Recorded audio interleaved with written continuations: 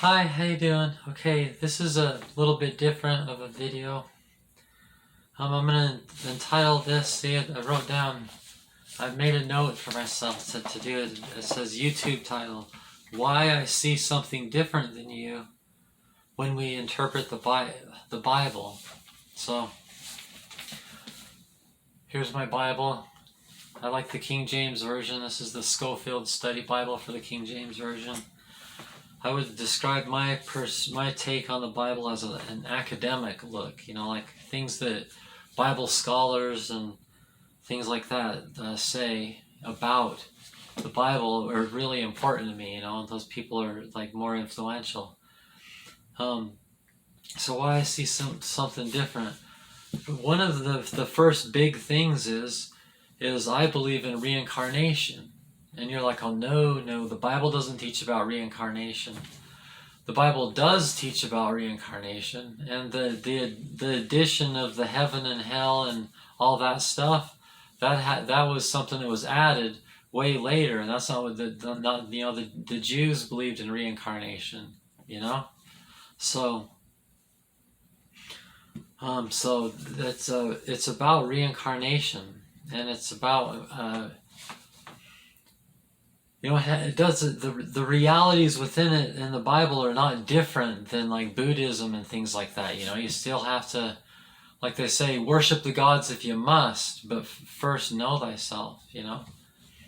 Learn to silence everything, and you don't even really need to be in posture. I could meditate just in this chair, and just get comfortable. I have videos on that. Okay, so I paused it trying to think, like, how can I say this? Here's real quick. So I have a playlist called Heaven, Hell, and Reincarnation. It might even be called Heaven, Hell, and Reincarnation in the Bible. I don't think so. I think it's just Heaven, Hell, and Reincarnation. It's a playlist. So it has some videos of me talking. It's mostly other people. And you can listen to a bunch of different people that believe that reincarnation is the Bible teaching, and that Jesus believed in reincarnation.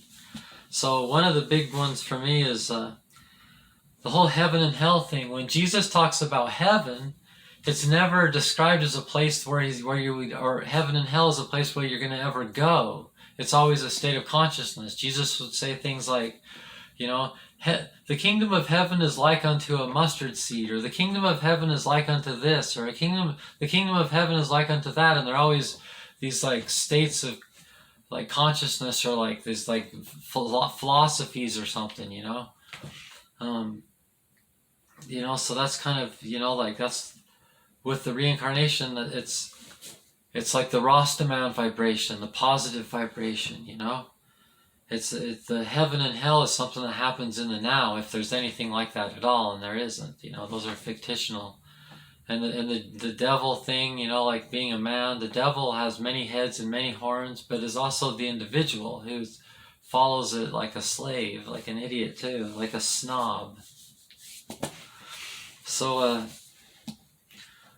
I spend a lot of my life studying the Bible. It's actually one of the passions of my life. I spent a lot of time. I've read the Bible all the way through, and I love the Bible a lot.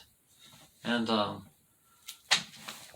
when people try to use the Bible against me, like for example, like the scriptures in the New Testament where it basically just says, in these wicked times there will be transgender people. I know that's why a lot of Christians hate me right off the bat, which with all kinds of very interesting hatred, like because of that. But to me, prophecy is just it's just those prophets astral projecting into now, in the astral realm. They're coming to now and seeing it. So why does it matter what someone from thousands of years? I mean, someone from thousands of years ago, a transgender person would be really different, because like we'd get killed if it was like way back 3,000 years ago, just right off the bat. And a lot of times even today people get killed just for being transgender, but so for me, that that's it's it's not worthless. It's not like I don't care what he says. I care what he says, and I read it, but I could just see that it's just, to me, I interpret it as, there will be all these different things, and something smells awfully fishy, but like a stinky fish, like evil, like something bad's going on over here, meaning like the whole days, not transgender people, but like these days, the last days, which the last days, I believe it's the end of the story, That's why Revelation's at the end, though the book of Revelations wasn't the last book in time written, It's just how they compiled it. So like as the Bible reads, and it is in a logical order, even the New Testament, it's logical that Revelations would be the last book because it ends the story, and that's what it talks about all the way through it, these end times and how the story will end and all that. And then the story ends with the revelation that describes how the story is going to end. So that's the book of Revelations. Another big one is you guys are chicken to accept that certain things of significance come from and are still in Africa. I think it's left over from the days of slavery and stuff. You don't want black people to have that much credit, kind of like the Mussolini Emperor Haile Selassie of Ethiopia thing, the war, that is. So you guys are afraid to know and understand the subject of who wrote the Bible. Okay, the Bible was written by priests and kings. At the king's request, the priests would, gather together scrolls and put things together and piece things together with stuff that they wrote, and which is kind of like lying because it isn't really them, but they did it artistically under inspiration, we say. And I think that's okay. Like I said, I love the Bible, but when I read the Bible, I look at it like all gods and all scriptures are made by the hand of man.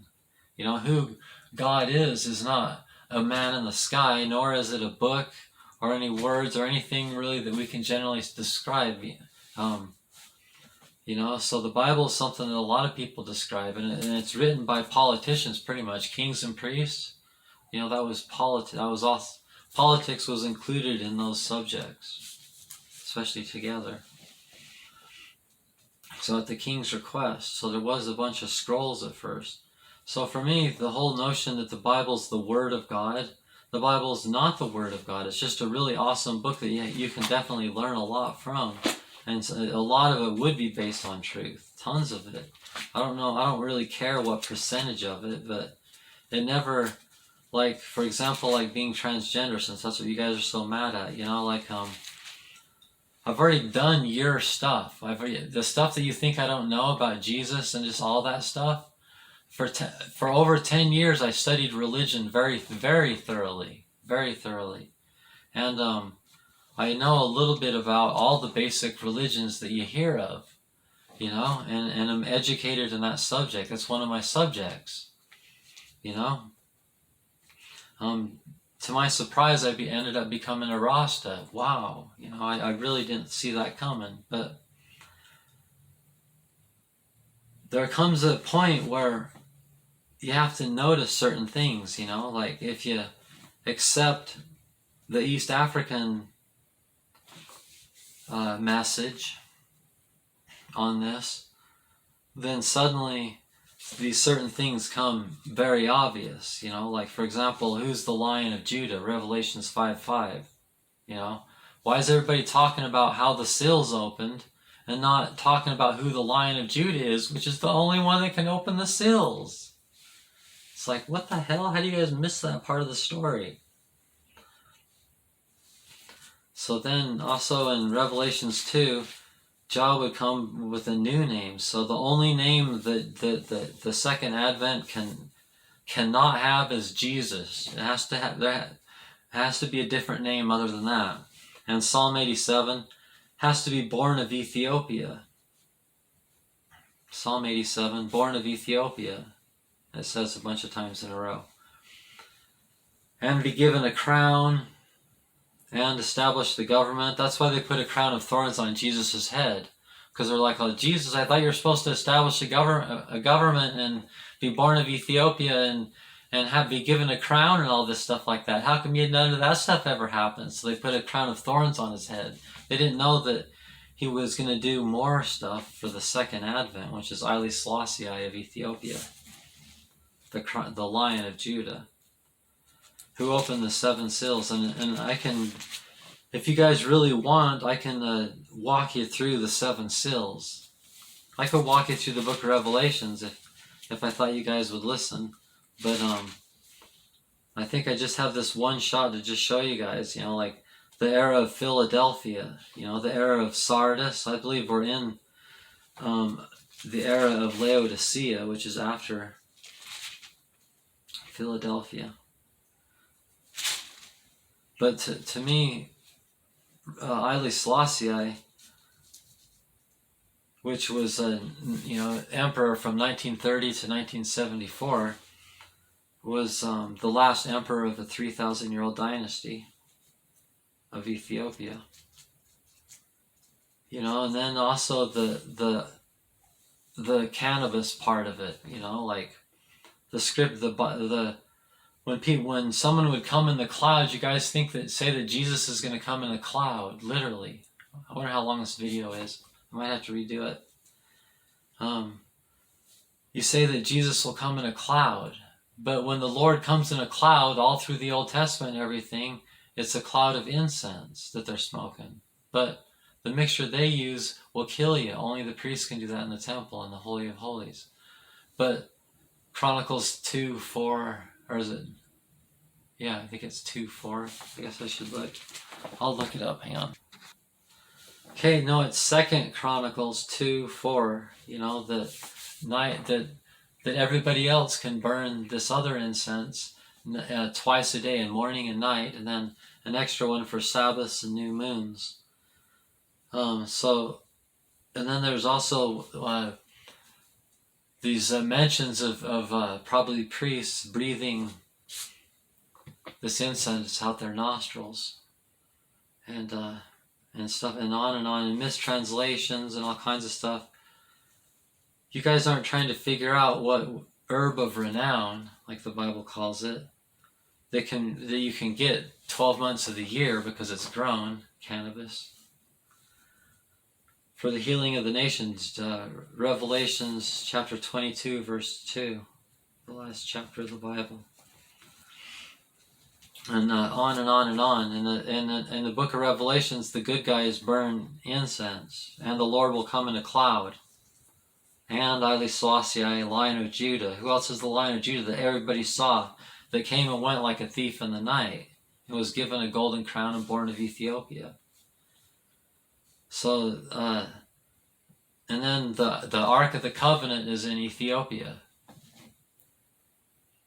Why is there all these documentaries trying to see? I think that the Ark of the Covenant's in Arkansas. It's like, no. Because then the Lord would be a liar. Because read the story yourself very closely. The priests would be burning incense and candles or whatever in front of the Ark of the Covenant forever. So if it was hidden, if the Ark of the Covenant was hidden in some cave or something like that, then the Lord would be a liar, because there wasn't. But in Ethiopia, there was the Ark of the Covenant, and there have been priests burning incense and candles and stuff in front of it, just like it says. So only the Ethiopia thing makes the deity of the Bible not a liar. So that's pretty heavy. So you guys need to believe that Ethiopia doesn't have anything to do with anything so bad that, so that's why I see something different when I read the Bible, because I don't need it to be the Word of God, and I don't need it, but I love it, But I can talk about it, but you can't always assume that you know everything, because for one thing, that's not very convincing to me if I happen to know that you're wrong, because I studied it a lot, And there's a lot of things you don't know about. You don't know anything about Hebrew. You don't know anything about the Kabbalah. You stuff like that, so I have to and besides, the problem with you guys is that you're trying to tell me something that only an individual can decide within. You're trying to decide for me and interpret for me and tell me what's within me. So that's no. Most of that stuff is inner workings of an individual, and then we're talking about me. So it's the inner workings of me. It's none of your business, and it's my thing. It's not even your job. And I'd have to be crazy just to believe you because you say it. It's an inner thing. It's something. And so then besides that, I tried all you guys' stuff and it doesn't work. You guys just don't get, so I see something different than the Bible. So it's all those things. See, so I have no reason. I mean, your invention of this hell, you want me to base things on this fictional place and this fictional character that lives in that place, that I'll go if I don't believe everything that you do. And that God's going to come floating in a cloud in the sky.